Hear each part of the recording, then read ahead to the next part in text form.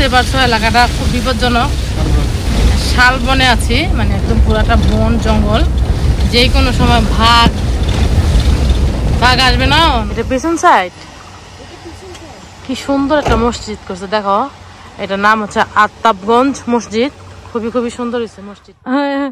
দৌড় দাও, হাঁপায় গেছো। এখানে একটা পাকা আম পড়ে আছে, না নষ্ট না, নয়ন ভালো। আর এই যে এটা হচ্ছে আমার ননাসের কবরস্থান। এই যে এটা হচ্ছে কবরস্থান।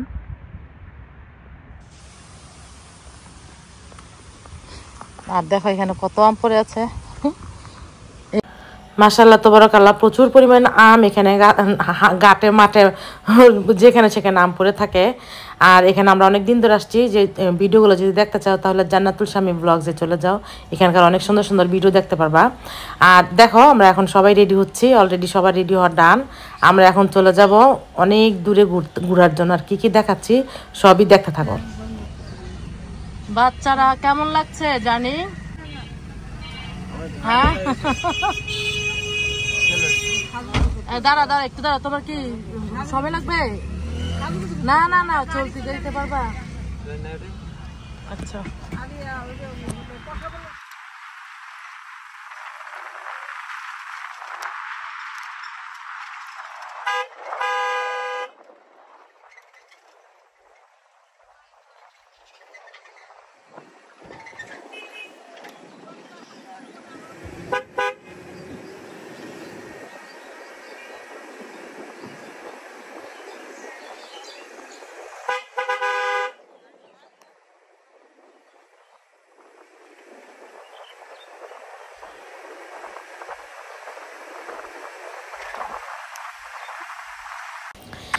এই এলাকার অনেক ভিডিও দেওয়া আছে জান্নাতুল শামী ব্লগসে, ডিসক্রিপশন বক্সে দেওয়া থাকবে, আর আমি লিঙ্কও দিয়ে দিব।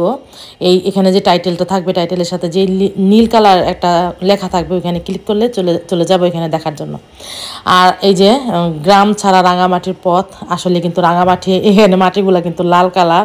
আর এই এলাকার মধ্যে প্রচুর পরিমাণ মাটির ঘর ছিল, এখন আস্তে আস্তে সবাই আপডেট হচ্ছে জানো, হাফ বিল্ডিং করছে। আমার শ্বশুরবাড়ি এলাকার মধ্যে বলে হাফ বিল্ডিং।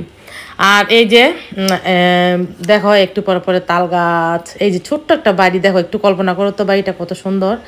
একদম ছোট্ট একটা ঘরের চালের উপরে এতগুলো গাছ দিছে, মনে হয় কুমড়া গাছ বা ধুন্দুল গাছ। তারপরে থাকে খেরেপাড়া, নাড়ার পাড়া, আমাদের এলাকায় খেরেপাড়া বলে।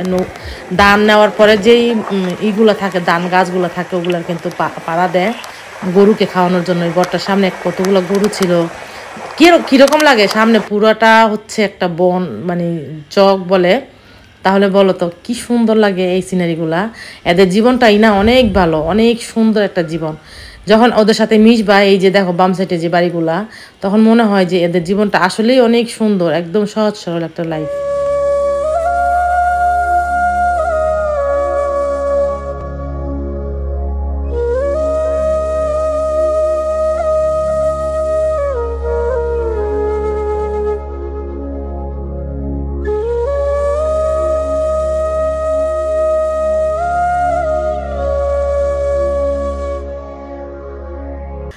এইটা কি বলতো, এইটা হচ্ছে এই এলাকার ছোট্ট একটা বাজার, অনেক সুন্দর বাজার। এগুলো আগে গ্রাম দেশে কিন্তু এরকম বাজারই ছিল। এটা পিছন সাইড, কি সুন্দর একটা মসজিদ করছে দেখো। এটার নাম হচ্ছে আফতাবগঞ্জ মসজিদ। খুবই খুবই সুন্দর হয়েছে মসজিদটা, এই যে আনকমন একটা জিনিস। আর এটা পেছন সাইড, আমরা যাচ্ছি সামনের দিকে।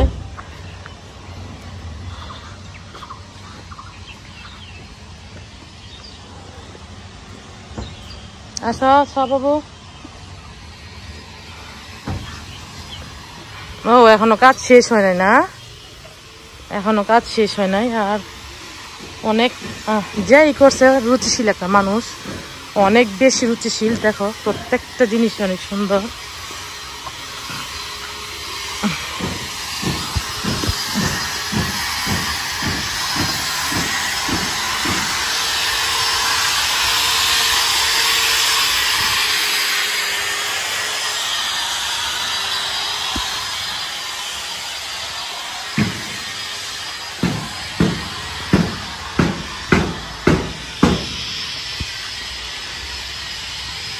এখান দিয়ে মানে মসজিদের ভিতরে যাওয়ার জন্য না, অনেক সুন্দর করছে আসলে।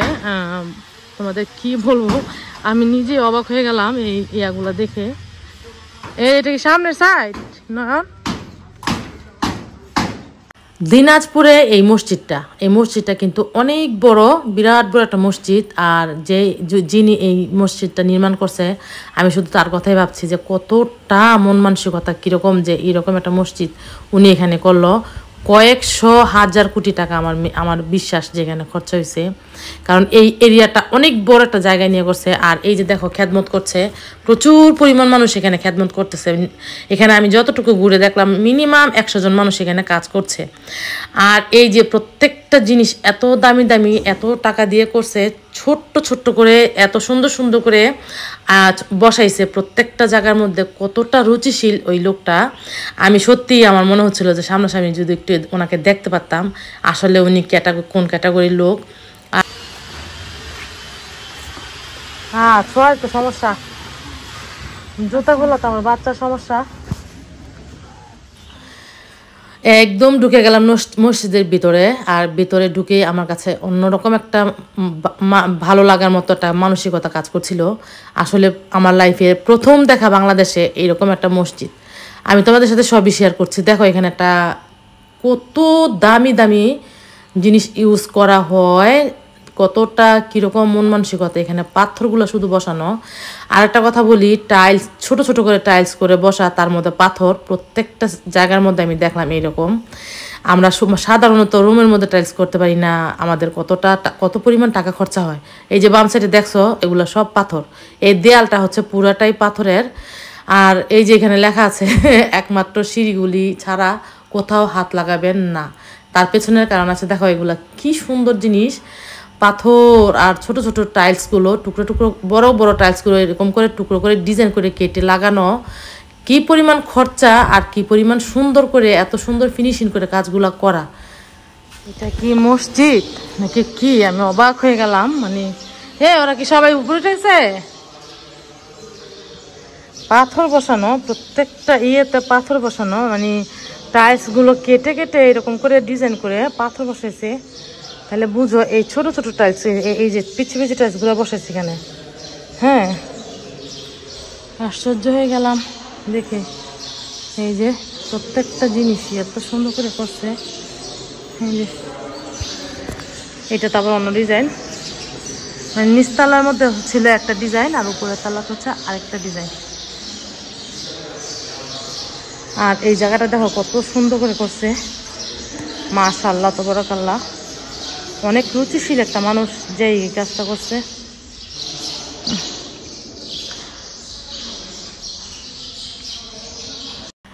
নিচতলা দোতলা সবই তোমাদের সাথে শেয়ার করলাম, 3 তলাটাকে শেয়ার না করলে হয় বলো? তো 3 তলাটাও তোমাদের সাথে শেয়ার করছি। অলরেডি সবার দেখা ডান। আমি ভিডিও করতে করতে যাচ্ছি, আর ওরা এমনিতে নর্মালি দেখে দেখে হচ্ছে চলে যাচ্ছে, তার জন্য ওদেরকে পাচ্ছিলাম না সামনে। আর দেখো পুরোটা হচ্ছে কাঠের নকশি করা, পুরোটা হচ্ছে কাঠের। ডিজাইনটা কি দিবে বুঝতে পারছি না, এটা মনে হয় আর্ট ডিজাইন। এটা কিন্তু কাঠের, কাঠ লাগানো, মানে কয়েকশো কোটি টাকা আমার মেবি এখানে ইনভেস্ট করা হয়েছে। এটা পুরাটা কাঠের ডিজাইন, উপরে একটা শুধু কাঠ। এই যেগুলো কাঠের ডিজাইন, এই যে কাঠ করা, কিন্তু পলিথিন দিয়ে পাচানো বোঝা যাচ্ছে না। উপরে একটা পুরাটা কাঠের, এই যে পুরাটা কাঠের। মসজিদটার পেছনের সাইড, সামনের সাইড আর ভেতরটা আমাদের দেখা শেষ। আর দেখো সত্যি যত দেখছি ততই মুগ্ধ হয়ে যাচ্ছি। তবে আমরা এখন কোথায় যাবো বলো তো? আমরা এখন যাবো কাঠের ব্রিজ দেখার জন্য। আর ওইটার নাম কি এখন পুরোপুরি আমি শুনি নাই, জাস্ট শুধু এটাই শুনছি যে কাঠের ব্রিজ। আর ওইদিকে গেলে তো অবশ্যই তোমার সাথে শেয়ার করবো আসলে ওইটার আসলে নাম কি, এলাকার নাম কি, সবই শেয়ার করবো। তবে ওইটা খুব সুন্দর, এলাকার মানুষ সবাই দেখতে যায় ঈদ আসলে বা কোনো উপলক্ষ, কোনো কিছুর ভালো মোমেন্ট রাখার জন্য ওখানে যায়। তাহলে বুঝতে পারছো যে কেমন এলাকাটা। আর ওইখানে যাচ্ছে। আর এই যে গেটটা দেখো তোমার সাথে শেয়ার করছি, মাশাআল্লাহ তাবারাকাল্লাহ, ভীষণ ভীষণ সুন্দর একটা মসজিদ।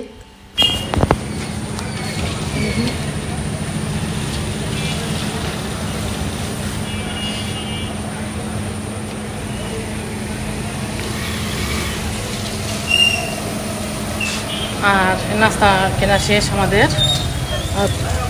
মসজিদটা অনেক অনেক বেশি ভালো লাগলো। নয়ন আসছে, এটা হচ্ছে আমাদের গাড়ি। হ্যাঁ এই যে রুটি নিয়ে আসছি, রাখুন তো এই পাশে বন্ধ হয়ে গেছে।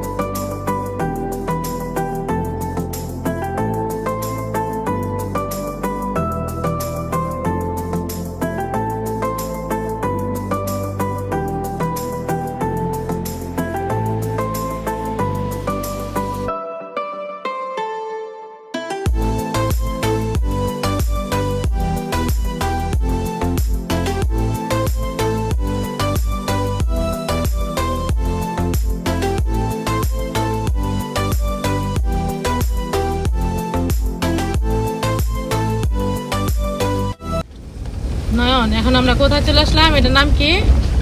নবাবগঞ্জ জাতীয় উদ্যান। নবাবগঞ্জ জাতীয় উদ্যানে চলে আসছি আমরা এখন। আর এখানে হচ্ছে কাঠের ব্রিজ নামের একটা, কাঠের ব্রিজ নামের নাকি কাঠের ব্রিজ?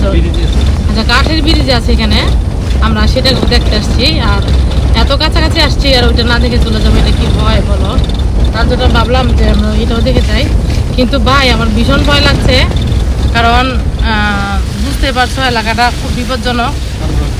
শালবনে আছি, মানে একদম পুরাটা বন জঙ্গল, যে কোনো সময় ভাগ আসবে না। হ্যাঁ নয়ন হাসতেছে, আসলে বাঘ নাই এখানে, কিন্তু বানর টানর আবিজাবি আছে আর কি। তো চলো তোমাদের কাঠ বিড়ালি বানর এগুলো আর কি অ্যাভেলেবেল দেখা যায়, কিন্তু ভাগ এখনো দেখা যায়। একদম গহীন জঙ্গল, দেখো একদম গহীন জঙ্গল, মানে ভয় পাওয়ার অনেক কারণ আছে। আর এগুলা হ্যাঁ পিঁপড়ার বিল্ডিং বাড়ি, এই যে আর আরেকটা দেখাচ্ছি, এই যে হ্যাঁ হ্যাঁ এই যে দেখো পিঁপড়াদের বাড়ি বিল্ডিং করছে এখানে লাল মাটি দিয়ে।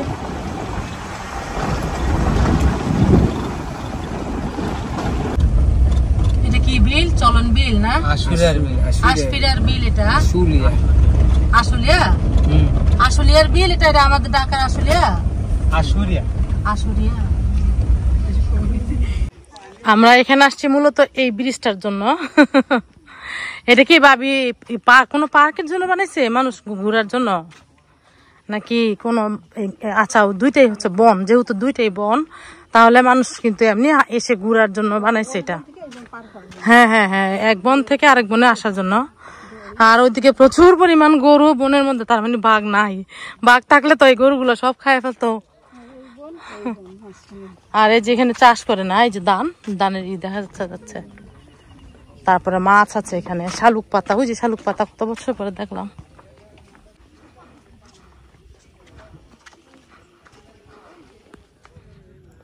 তোমরা আসো না কেন? ছোঁয়া ভয় পায়? হ্যাঁ দৌড় দাও।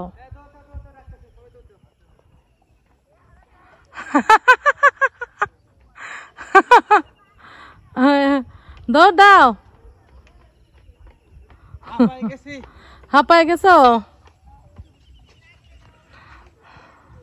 ও তো মেজু আন্টি অলরেডি গেছে গা, ব্রিজ পার করা শেষ ওনার।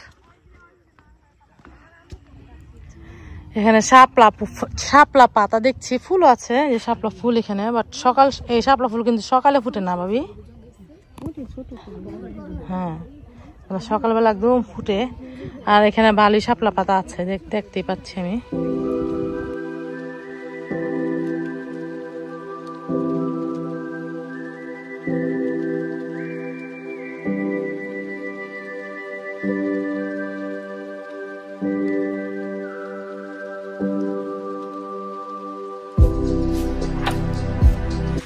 আমরা এই যে নদীটা পার হয়ে, এই যে ব্রিজটা পার হয়ে এখানে চলে এলাম, এই যে।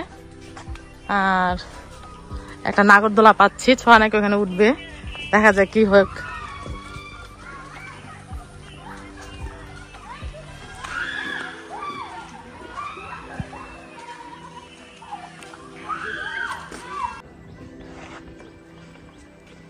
খুব সুন্দর একটা এলাকা আর ভীষণ ভালো লাগছে। দেখো এই যে সেই কত বছর ধরে যে শাপলা গাছ, শাপলা ফুল বা এগুলা দেখি না চোখে, মাশাআল্লাহ তাবারাকাল্লাহ, ভীষণ ভালো লাগলো। আর মাঝে মধ্যে আসলে এরকম আসতে হয়, ঘুরতে হয়।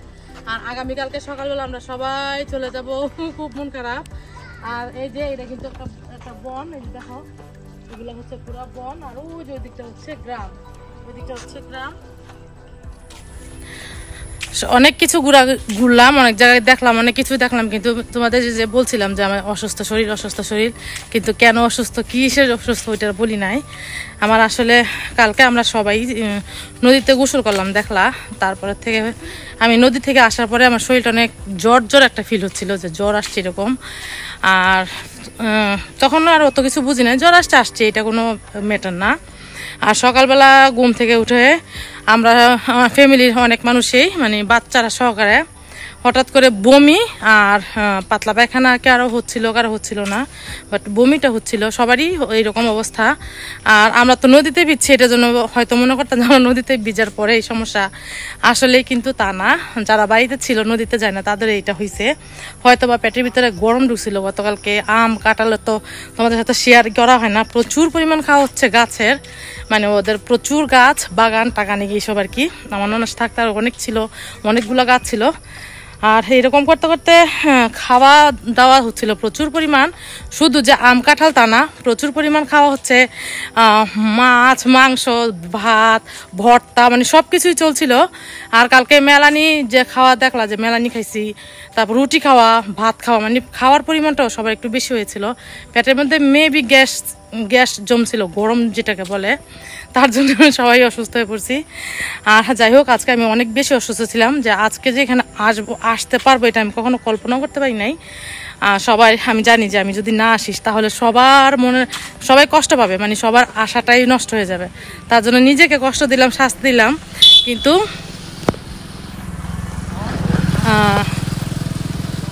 নিজেকে কষ্ট দিলাম,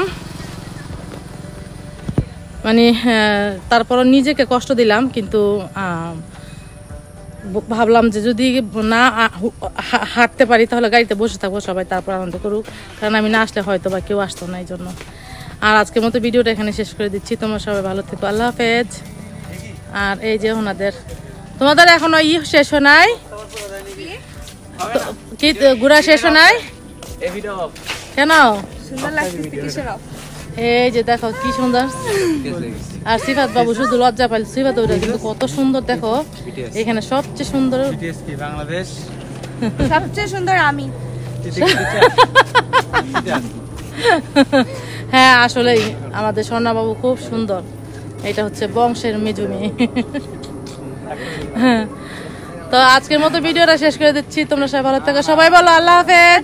আল্লাহ হাফেজ। আটা